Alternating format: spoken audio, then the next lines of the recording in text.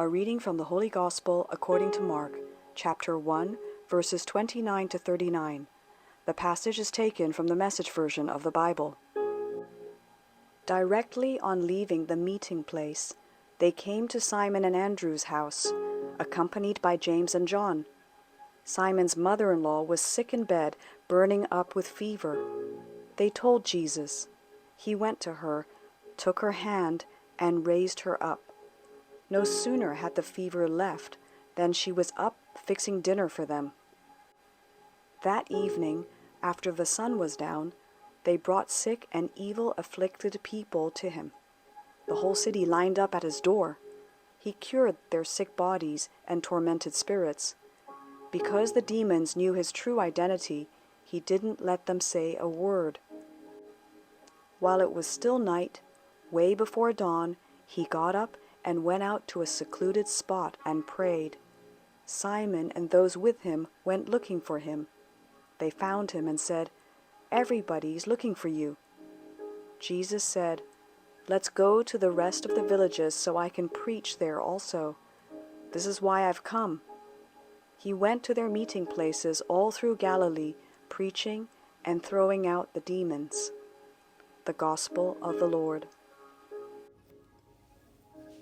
Let us now listen to a short reflection on the Holy Gospel according to St. Mark, chapter 1, verses 29 to 39. Be healed to heal others.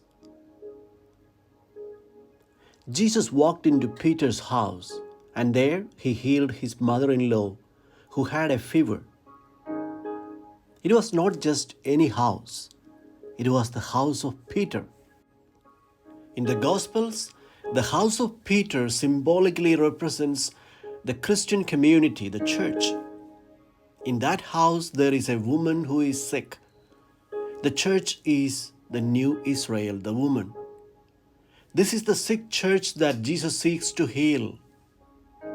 Once he heals the church, he comes out of the house to the people outside of the house, waiting for him, and he meets with the sick humanity, heals them of their physical and emotional illnesses. Today, as we read and reflect on the gospel, allow the Lord to walk into our lives. When we feel lazy and without charisma, not wanting to get out of our comforts and refusing to care for the needs of the church, that is the fever that needs healing. When we are healed of our laziness and sluggishness, we can be healers of this wounded world. Jesus teaches his disciples a big lesson as he begins his day with prayer. He teaches them to plan for a day's project in God's presence. We need to listen to what the Lord is telling us. If we do not pray, then we will behave like anyone else, but not as the disciples of Christ.